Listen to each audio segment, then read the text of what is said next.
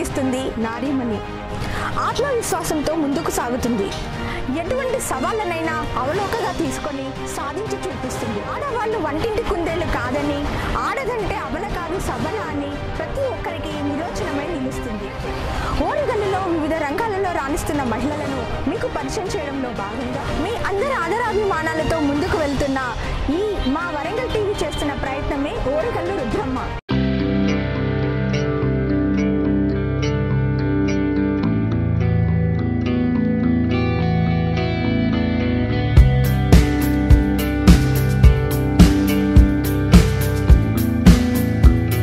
ఎంతోమంది కళాకారులు ఉద్భవించిన పురిటిగడ్డ మన ఓరుగల్లు.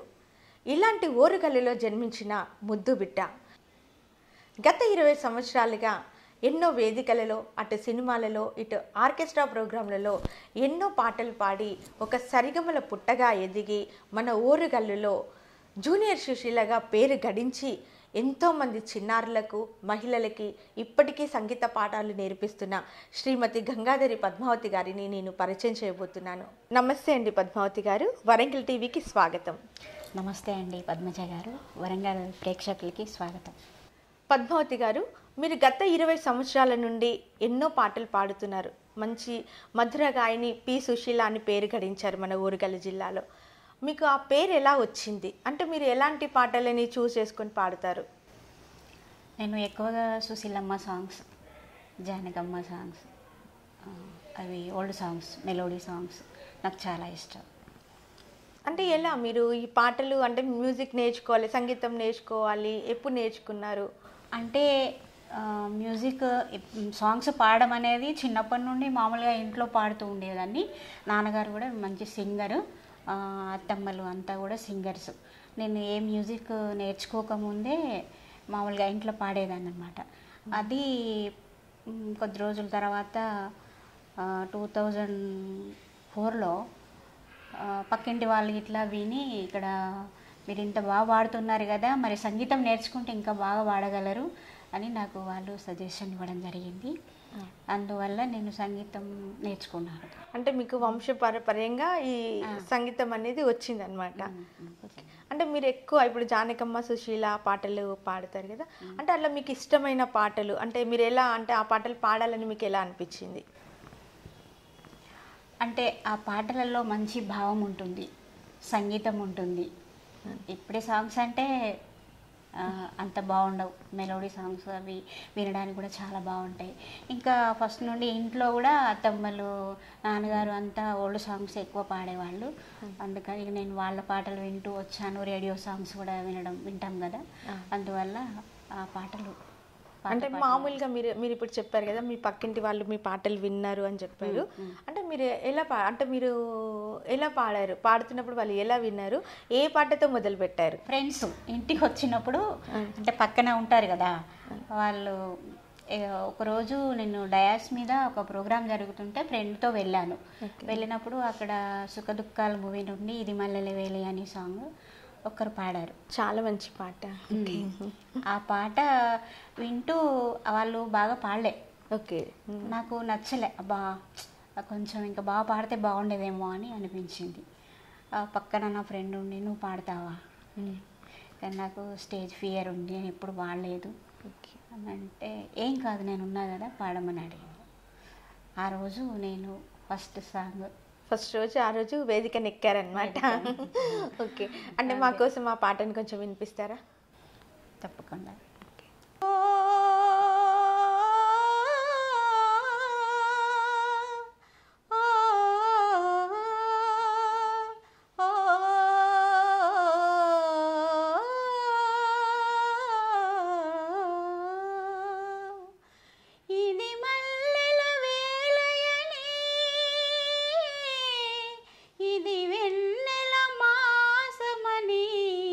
తొందరపడి ఒక కోయిల ముందే కూసింది, విందులు చేసింది.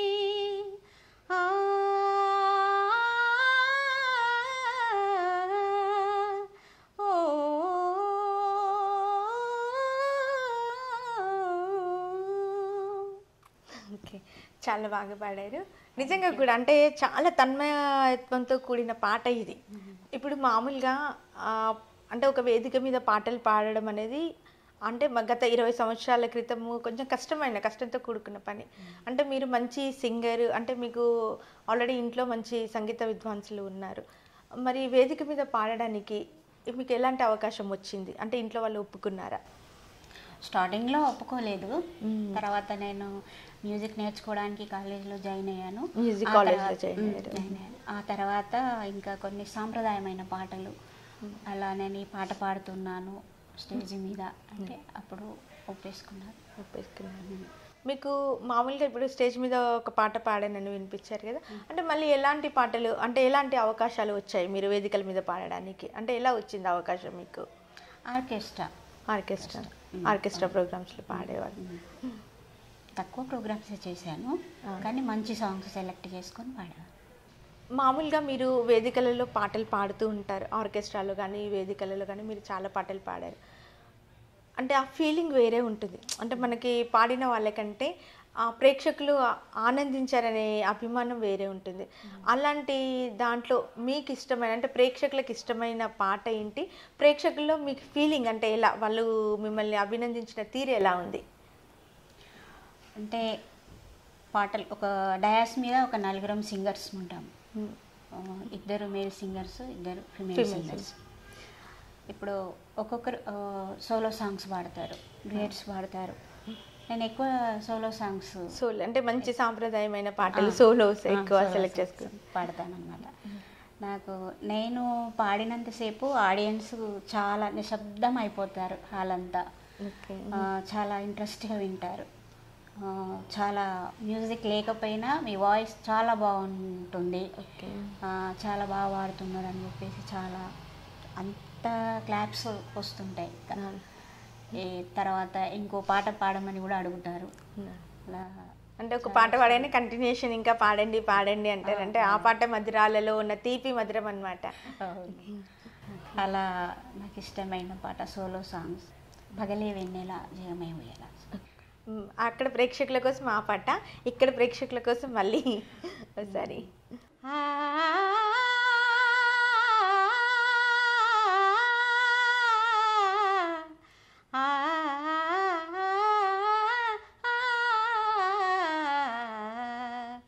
పగలే వెన్నెల జగమే ఊయల కదలే ఊహలకే కన్నులుంటే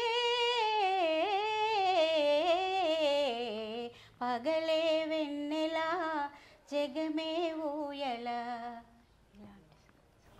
చాలా బాగా పాడుతున్నారు, అద్భుతంగా ఉంది. అసలు యాక్చువల్గా మామూలుగా ఇలా వింటుంటేనే మాకు తన్మయత్వంతో పరవశించిపోతున్నాం. ఇంకా ప్రేక్షకులు అయితే ఇంకా చాలా. అందుకనే దాదాపు మీరు సుశీల, జూనియర్ సుశీలగా పేరు గడించారు. మీరు ఇటు వరంగల్లోనే కాకుండా అటు హైదరాబాద్లో కూడా అంటే సినిమాలకి పాటలు పాడారు. అంటే మీకు అలాంటి అవకాశాలు ఎలా వచ్చాయి? అంటే కొంకాల శంకర్ ఉన్నారు కదా, తను కూడా రైటరే. మళ్ళీ వంగపండు ప్రసాదరావు గారు గురువు గారు ద్వారా వెళ్ళాను. అలా వెళ్ళడం జరిగింది. పొలిటికల్ సాంగ్స్ మామూలుగా స్టార్టింగ్ పొలిటికల్ సాంగ్స్ తీసుకున్నారు. అలా కొన్ని భక్తి సాంగ్స్ కూడా పాడారు, డబ్బింగ్ సాంగ్స్ పాడారు. అలానే మీకు సినిమాలలో పాడడానికి అవకాశాలు వచ్చాయి అన్నమాట. ఓకే. తర్వాత మళ్ళీ మీరు అక్కడి నుండి మళ్ళీ ఓరుగల్లులో కూడా అంటే ఇప్పుడు చిన్నారులకి కూడా మీరు పాటలు నేర్పిస్తూ ఉంటారు. అంటే వాళ్ళకి ఎట్లా మ్యూజిక్ ఎలా నేర్పిస్తారు వాళ్ళకి? మ్యూజిక్ అంటే ఇప్పుడు బేసిక్ నుండి స్టార్ట్ చేస్తాము. అయితే స్టార్టింగ్లో పిల్లలు మ్యూజిక్ నేర్చుకోవడానికి ఇష్టపడరు, కష్టం కదా. అంత పాటలు అంటే ఒక దగ్గర కుదురుగా కూర్చోలేరు ఫస్ట్ స్టార్ట్. ఇప్పుడు సినిమా పాటలు అయితే ఈజీగా నేర్చుకుంటారు, డ్యాన్స్ కానీ సినిమా పాటలు.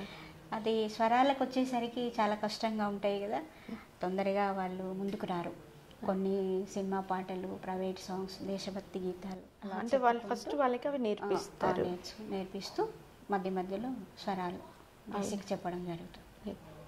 అంటే మామూలుగా మన ఊరుగల్లు అనగానే జానపద కళాకారులకి పుట్టినిల్లు. అంటే మామూలుగా మీరు జానపద పాటలు కూడా కొన్ని పాడుతుంటారు కదా, అలాంటి జానపదాలు ఏమైనా మన తెలంగాణ ఊరుగల్లుకి సంబంధించిన జానపదాలు? శంకర్ గారు చెప్పారు ఈ సాంగ్, ఇప్పుడు పాడారు. అది పాడుతుంది. లోయమ్మా ఎన్నెలా ఎన్నెలోయమ్మా ఎన్నెలా రేలయ్యో రేలా రేలా ఓరయ్యో ఓరయ్యో హైరా హైరా మావా మావా ఓరయ్యో హైరా హైరా మావా జంపన్న వాగులోన జలకాలు ఆడుతుంటే చక్కని చేప పిల్ల చెక్కలి గింతలు పెట్టే గుజ్జారి కాళ్ళకున్న గజ్జెల గుత్తులు చూసి గండు మేను చేప నన్ను గట్టుపైకి తరుముకొచ్చే గట్ల జుత్తవేందిరో గజ్జెల గుత్తులు వాయరా మావా గజ్జెల గుత్తులు వాయరా. సూపర్, చాలా బాగా ఉంది. అంటే మామూలుగా మ్యూజిక్ వినడానికి చాలామంది అంటే మన మామూలుగా అందరూ చాలా ఇష్టపడతారు. ఇదివరకైతే వెనకట మామూలు పాతకాలంలో అయితే రేడియోస్లో ఈ చిత్రమాలిక ఇలాంటి సాంగ్స్ ఎప్పుడు వస్తాయని ఎదురు చూసేవాళ్ళు. ఇప్పుడు మామూలుగా యూట్యూబ్స్లో కానీ ఈ అందరి మొబైల్స్లో మంచి సాంగ్స్ అంటే అట్లా వినడానికి చాలా మంచి అవకాశాలు ఉన్నాయి. కాకపోతే ఏంటంటే మీరు చెప్పినట్టు గతంలో మధుర గీతాలు ఉండేవి, ఈ జనరేషన్కి సంబంధించిన పాటలు ఇప్పుడు వస్తున్నాయి. మీకు ఇలా అంటే పి సుశీల అనే ఒక మంచి నేమ్ వచ్చింది, మంచి అంటే మీరు పాడడం కూడా అలాంటిగా పాడుతున్నారు. మామూలుగా ఇప్పుడు నేర్చుకుంటున్న యూత్ ఉన్నారు అంటే పిల్లలు, ఇలాంటి పాటలు మరి ఇష్టపడుతున్నారా? అంటే ఓల్డ్ సాంగ్స్ పాడరు పిల్లలు, న్యూ సాంగ్స్ అంటే వాళ్ళు ప్రిపేర్ అయ్యి వస్తారు. అవి ఈ పాట నేను ప్రాక్టీస్ చేశాను మేడం, ఇది బాగుందా అని అడుగుతారు. అందులో ఉన్న చిన్న చిన్న తప్పులు ఉంటే ఇది ఇలా కాదు ఇలా పాడాలని చెప్తాను. మనకి అంటే తెలంగాణ రాకముందు తెలంగాణ ఉద్యమంలో అంటే మీరు చాలా పాటలు పాడారని విన్నాము. అంటే మీరు ఎలా పాడారు, అలాంటి అవకాశాలు మీకు ఎలా వచ్చాయి? అంటే మనకు తెలంగాణ రాకముందుకు మన వరంగల్ ఉద్యమ కళాకారులు చాలామంది, మన సారంగపాణన్న గారు, శంకర్ అన్న, కొంకల శంకర్, ఇంకా చాలామంది ఉన్నారు. వాళ్ళ ద్వారా కొన్ని పాటలు రాశారు, వాళ్ళు రాశారు, నాతో పాడించారు. వాళ్ళు పాడించారు. మనకి అంటే వరంగల్ అనగానే జానపదం గుర్తుకొస్తుంది. అలా వాళ్ళు చాలా పాటలు రాయడం జరిగింది. మామూలుగా మీరు అంటే జానపద పాటలు ఎక్కువగా తీసుకునేవారా లేకపోతే మన సినిమా పాటలను ఎక్కువ ఇంట్రెస్ట్గా తీసుకునేవాళ్ళ? జానపదాలు అంటే మామూలుగా పాడేదాన్ని, అంటే బాగానే పాడేదాన్ని కానీ తక్కువ అంటే ఎక్కువ ఆర్కెస్ట్రా ప్రోగ్రామ్స్ కంటే ఎక్కువ సినిమా పాటలని చూస్ చేసుకునేవాళ్ళు. అలా మీకు మీకు మీకు ఇష్టమైన పాట ఏమైనా ఉందా, సినిమా పాట?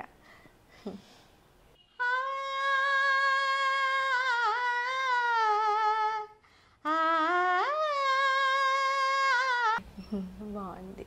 మీరు మామూలుగా ఫస్ట్ ఇంట్లో పాటలు పాడాను అన్నారు, తర్వాత మళ్ళీ మ్యూజిక్ నేర్చుకున్నారు, సంగీతం నేర్చుకున్నారు. అంటే మీరు సంగీతం నేర్చుకోకముందు మీకు ఎలా అనిపించింది పాటలు పాడడంలో, సంగీతం నేర్చుకున్న తర్వాత మీకు ఎలా ఉంది? అంటే మామూలుగా నేర్చుకున్న తర్వాత నేర్చుకోకముందు తేడాలు ఏమున్నాయి సంగీతంలో? సంగీతం నేర్చుకోకముందు మామూలుగా పాట అంటే పాటలాగా పాడుకునే వాళ్ళం. పాట అందరూ పాడతారు కానీ పాటలో జీవించి పాడడం, అందులో స్వరాలు, ఎత్తు స్థాయి స్వరాలు, తగ్గు స్థాయి స్వరాలు ఇవి ఉంటాయి కదా, అవి మనం సంగీతం నేర్చుకున్న తర్వాత శృతి లయ ఇవన్నీ కూడా మనకు తెలుస్తాయి అన్నమాట. నేర్చుకున్న తర్వాత పాట ఎలాంటి పాట పాడాలి అంటే అది మనకు మనసుకు సంబంధించిన విషయం. మనకి నచ్చిన పాట మనం సెలెక్ట్ చేసుకొని పాడేవాళ్ళు. అంటే ఈ సంగీతం నేర్చుకున్న తర్వాత కొంచెం తేడా అనేది తెలుస్తుంది. మామూలుగా సంగీతం రాకముందు సినిమా పాటల్లో బాగా మనకి ఇంట్రెస్ట్ వస్తాయి. అంటే అలా సంగీతం నేర్చుకున్న తర్వాత కొంచెం భక్తితో కూడుకున్న పాటలు ఎక్కువగా, అంటే మ్యూజికల్, కల్చరల్, క్లాసికల్ సంగీతం అనేది ఎక్కువ ఇంట్రెస్ట్ చూపిస్తారు. అట్లాంటి ఏమైనా భక్తి పాటలు, అంటే మీరు భక్తి పాటలు కూడా పాడతారు కదా, అట్లాంటి సాంగ్స్ అంటే ఎలా పాడారు? అలాంటి పాటలు ఒకటి వినిపించారు. అన్నమయ్య కీర్తన. ఓకే. ఉదయాద్రి తెలుపాయే ఉడురాజు కొలువిడే, ఉదయాద్రి తెలుపాయే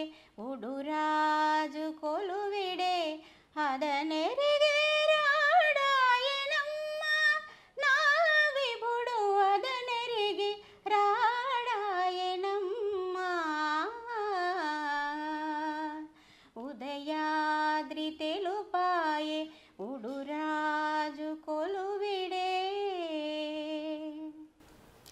ఇలా కీర్తనలు, అన్నమాచార్య కీర్తనలు, ఇంకా భక్తి పాటలు. మామూలుగా మీరు కచేరీలలో ఇప్పుడు పిల్లలతో పాడించే పాటలన్నీ భక్తి పాటలే పాడుతూ ఉంటారు ఎక్కువగా. అంటే హిందుస్థానీ మ్యూజిక్ పిల్లలు నేర్చుకొని హిందుస్థానీలో సాంగ్స్ ఎక్కువ ఇంట్రెస్ట్ చూపరు, ఎందుకంటే చాలా టఫ్ సబ్జెక్ట్ అది. అంటే కర్ణాటక మ్యూజిక్ అయితే ఎక్కువ భక్తి సాంగ్స్ ఉంటాయి, అవి పిల్లలు కీర్తనలు కానీ రామదాస్ కీర్తనలు ఇవన్నీ కర్ణాటక మ్యూజిక్లో ఉంటాయి అన్నమాట.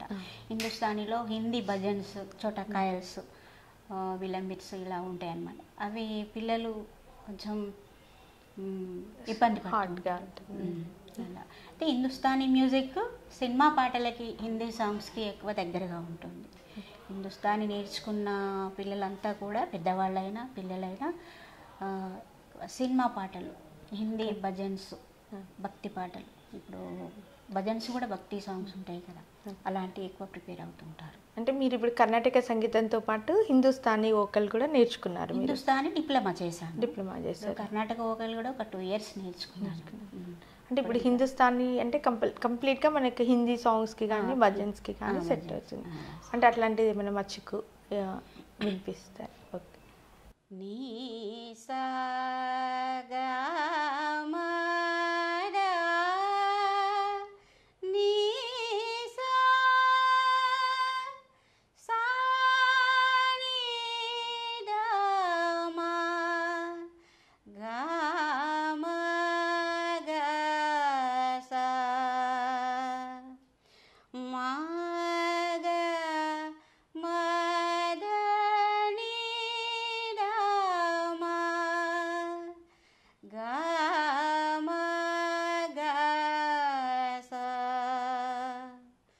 मेरे तो मन लाग रही अब, मेरे तो मन लाग रही अब, गोपाल की मूरत बिन देखे मोहे, गोपाल की मूरत बिन देखे मोहे, कलन परत सखे एक ही घरे पल, मेरे तो मन लाग रही अब.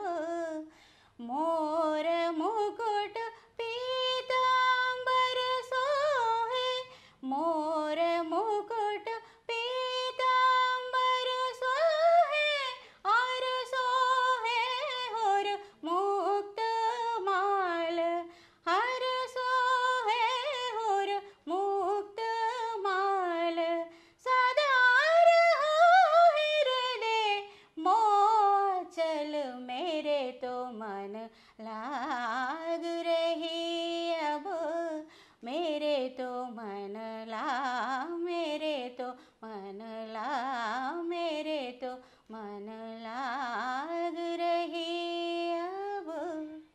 ఇది హిందుస్థానీ మ్యూజిక్లో రాగ్ మాల్కౌస్లో చోటా నృత్కాయాలు. Okay okay. అంటే మామూలుగా మీరు ఇప్పుడు హిందుస్థానీ అంటే చాలా టఫ్గా ఉంటుందని చెప్పారు. అంటే మామూలుగా కూడా ఎక్కువ మన దగ్గర పిల్లలు కానీ ఇప్పుడు సంగీతం నేర్చుకునే వాళ్ళు ఎక్కువ మన హిందుస్థానీని ఇష్టపడుతూ ఉంటారా, మన కర్ణాటక మ్యూజిక్ ఎక్కువ ఇష్టపడే వచ్చే వాళ్ళు ఎవరు ఉంటారు? అంటే 2 కళ్ళు మన అయినప్పుడు ఏది అంటే సంగీతం వచ్చిన వాళ్ళకి అయితే 2 ఈక్వల్గా ఉంటాయి, కాకపోతే నేర్చుకునే వాళ్ళకి ఏది ఈజీగా తొందరగా వస్తుంది? మనకి అంటే కర్ణాటక వోకల్, కర్ణాటక వోకల్ ఈజీగా తొందరగా నేర్చుకోగలుగుతారు. హిందుస్థానీ మ్యూజిక్ చాలా స్వీట్గా ఉంటుంది. అది నేర్చుకోవడానికంటే ఎక్కువ సాంగ్స్ని ఇష్టపడే వాళ్ళు, సంగీతాన్ని బాగా ఇష్టపడేవాళ్ళు, బాగా ఆరాధించేవాళ్ళు అంటే ఒక్కొక్కరికి ఒక్కొక్క టేస్ట్ ఉంటుంది కదా, అలా హిందుస్థానీ ఇష్టపడే వాళ్ళు ఉంటారు. ఎక్కువ మటుకు కర్ణాటక మ్యూజిక్. ఇక్కడ ఇప్పుడు మామూలుగా మ్యూజిక్ పాడేటప్పుడు ఎవరిని ఊహించుకొని, అంటే మామూలుగా ఇప్పుడు భజనలు పాడేప్పుడు అన్నమాచార్య కీర్తనలు కానీ మనకి అన్నమాచార్య ఇట్లా రామదాస్ కీర్తన అంటే అట్లా ఇన్స్పిరేషన్గా ఒక్కొక్కరిని ఊహించుకుంటారు. అంటే మీకు అంటే గురువులు కానీ అట్లా ఎవరిని ఇన్స్పైర్గా తీసుకుంటారు మీరు? నేను నేర్చుకున్నది మా గురువు గారు అనుమల యోషా మేడం గారు, తన దగ్గర నేర్చుకున్నాను. నేను సంగీతం నేర్చుకునేటప్పుడు కూడా క్లాస్లో మేడంని గుర్తు చేసేదాన్ని. మేడం వాయిస్ ఎలా వస్తుంది, మేడం ఎలా పాడుతున్నారు, నేను అలా పాడాలి అని చాలా మా గురువు గారిని గుర్తు చేసుకొని నేను పిల్లలకు చెప్పే ముందు కానీ నేను ఏ పాట అయినా పాడాలి అనుకున్నప్పుడు మా గురువు గారిని నేను గుర్తు చేసుకుంటాను, మేడం గారిని. పద్మావతి గారు, మీరు ఇప్పుడు ఒక సంగీతం టీచర్గా పిల్లలకి మహిళలకి ఎంతోమందికి సంగీత పాఠాలు నేర్పిస్తున్నారు. ఇలా ఎలా స్టార్ట్ చేశారు మీరు పిల్లలకి సంగీత పాఠాలు నేర్పించడం? అంటే నేను 2005లో కాలేజ్లో జాయిన్ అవ్వడం జరిగింది. మామూలుగా నేను మా వారు లేరనమాట 2005లో. అలా బాధని మర్చిపోవడానికి మ్యూజిక్ కాలేజీలో జాయిన్ అయ్యాను. అలా మామూలుగా మనశ్శాంతి కోసం నేను కాలేజీలో జాయిన్ అయ్యి సంగీతం నేర్చుకున్నాను. ఆ తర్వాత అది నాకు ఇప్పుడు జీవనాధారం అయిపోయింది. 5 ఇయర్స్ నుండి స్కూల్లో మ్యూజిక్ టీచర్గా చెప్తున్నాను. అంతకుముందు ఒక హౌస్ వైఫ్ కానీ హౌస్ వైఫ్ కానీ మామూలుగా ప్రోగ్రామ్స్ వల్ల పాటలు పాడేవారు.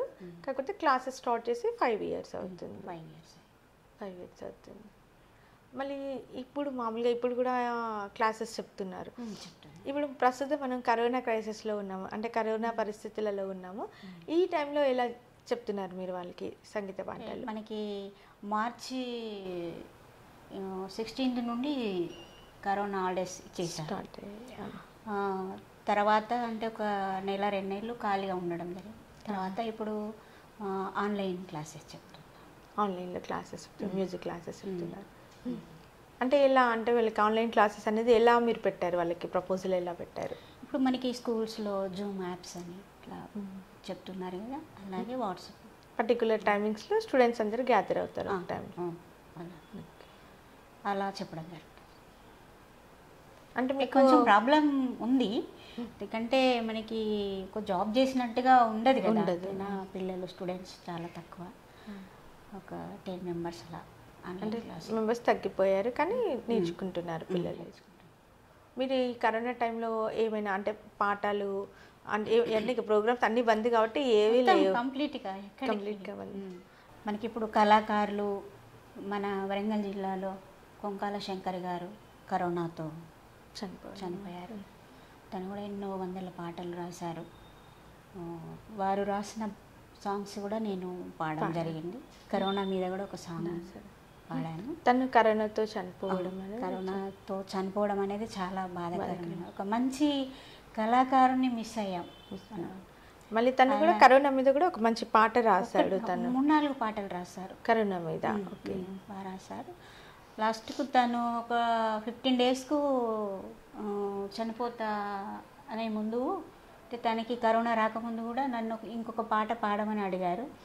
అప్పటికే ఒక 3-4 సాంగ్స్ రాశారు. ఇంకా తనకు తెలిసిన వాళ్ళు కొంతమంది పాడారు, నేను కూడా ఒక పాట పాడాను. తర్వాత ఇంక కరోనా మీద ఇంకా చాలు ఇంకెందుకు అని అనడం జరిగింది నేను. కానీ వారే కరోనాతో పోతారని చాలా అంటే చాలా బాధాకరమైన విషయం. అలా మాకు కూడా ఎవరికి తెలియదు, తను కరోనా వచ్చిందని కూడా ఎవరికి చెప్పలేదు. అలా తర్వాత మళ్ళీ బాలు గారు గొప్ప గాయకుడు, అసలు ఇంకా అతని గురించి చెప్పాలంటే చాలా చేదు, చాలా అంటే చాలా తీరని లోటు. కానీ తను పోలేదు, చిరంజీవిగా ఎప్పటికీ ఉన్నారు. బాలసుబ్రహ్మణ్యం గారి గుర్తుగా ఏమైనా పాట మీకు నచ్చింది? ఏమైనా? చాలా ఉన్నాయి, ఒక్క పాటనేముంది, చాలా ఉన్నాయి.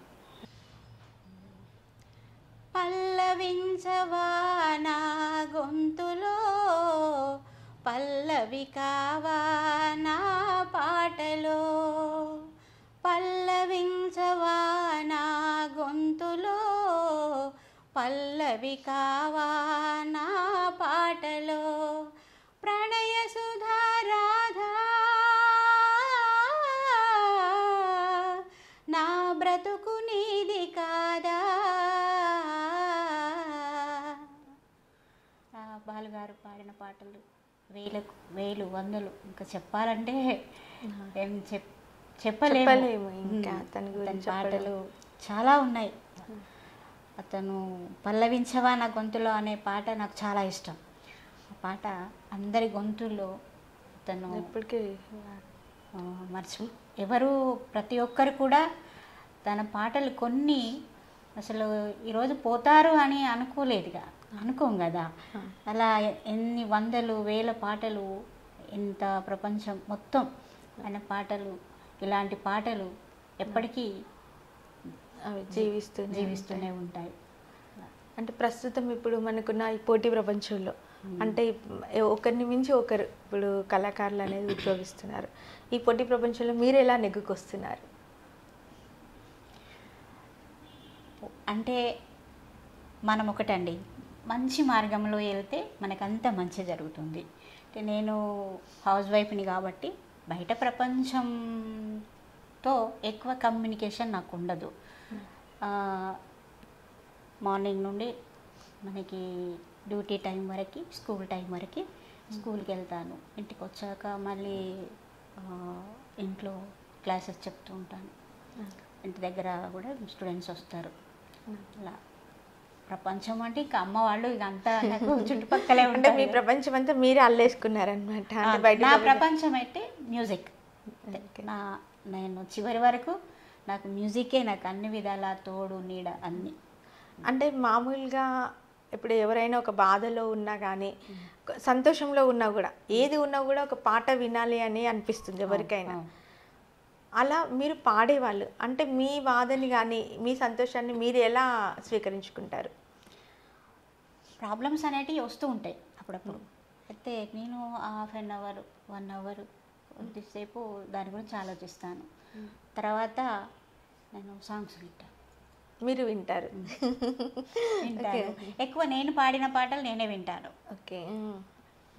అలా నేను చాలా హ్యాపీగా మర్చిపోగలుగుతాం బాధలని. మిమ్మల్ని మీరు మర్చిపోగలుగుతారు. అంటే నిజంగా కూడా ఇది ఒక గొప్ప విషయం. ఏంటంటే మీ పాటలు వింటూ అందరూ మైమర్చిపోతారు, అలాగే మీ పాటలలో కూడా మిమ్మల్ని మీరు మైమర్చిపోతారు. అంటే సంగీతానికి ఉన్న గొప్పతనం అనేది అలాంటిది. నా పాటలు అంటే నాకంటే బాగా పాడేవాళ్ళు వేల మంది ఉన్నారు, ఎంతోమంది ఉన్నారు, మనం చెప్పలేము. కాకపోతే నా పాట బాగుంటుంది అని అన్నప్పుడు ఇప్పుడు ఆడియన్స్ అని ఇంకా ఫ్రెండ్స్ ప్రోగ్రామ్స్కి వెళ్ళినప్పుడు వాళ్ళు కానీ, నా స్టూడెంట్స్ కానీ, గురువు గారు, మేడం గారు మీరు చాలా బాగా పాడతారు, మీ వాయిస్ చాలా బాగుంటుంది, చాలా ఇష్టపడతారు అనమాట. మామూలుగా మనం పాడడంలో కంటే వాళ్ళు అభిమానించే తీరులోనే ఇంకా సంతోషం అనేది ఎక్కువ అవుతుంది. ఇంకా పాడాలి అనే ఎంగ్జైటీ వచ్చేస్తుంది ఆటోమేటిక్. అలా వాళ్ళు చెప్పినప్పుడు అసలు ఎంత మంచి వాయిస్ ఉంది, మీరు సినిమాలకి వెళ్ళొచ్చు కదా అని కూడా చాలామంది అడిగారు. కానీ ఫ్యామిలీ ప్రాబ్లమ్స్, ఫ్యామిలీని వదిలేసి వెళ్ళలేము కదా, అలా అని ఏదో ఆ కళామ తల్లి ముందు బిడ్డగా ఇక్కడే మన వరంగల్లోనే ఉండి ఇక్కడే ఎంతోమంది స్టూడెంట్స్ని ప్రిపేర్ చేయాలని నా ఒక ఆలోచన. నిజంగా కూడా పాడతా తీయగా ప్రోగ్రాంలో కూడా నేను సెలెక్ట్ అయ్యాను. పాడతా తీయగా కానీ ఇక కొన్ని కారణాల వల్ల వెళ్ళలేకపోయాను. కుటుంబ బాధ్యత అంతా నాదే కాబట్టి అలా. పద్మావతి గారు, అంటే మీరు నిజంగా కూడా మిమ్మల్ని చూస్తుంటే జూనియర్ సుశీలగా కాకుండా నిజంగా సుశీలమ్మనే, మధుర గాయని సుశీల గారినే పరిచయం చేస్తున్నంత అనుభూతి నాకు కలుగుతుంది. మీ అభిమానం మేడం. నిజంగా మీ పాటలలో అంత మధురం అనేది ఉంది. మీరు ఇక్కడున్న మన కళాకారులకి, ఊరుగల్లులో ఉన్న కళాకారులకి మీరు ఇచ్చే సందేశం ఏంటి? ఒకప్పుడు కళలకి తక్కువ అవకాశాలు ఉండేవి. ఇప్పుడు చాలామంది కళాకారులు ప్రిపేర్ అయ్యారు. చాలా వరకు అవకాశాలు చాలా వస్తున్నాయి ఇప్పుడు. ఒకప్పుడు చాలా ఇబ్బందులు పడేవాళ్ళు. ఇప్పుడు మంచి మంచి ప్రోగ్రామ్స్.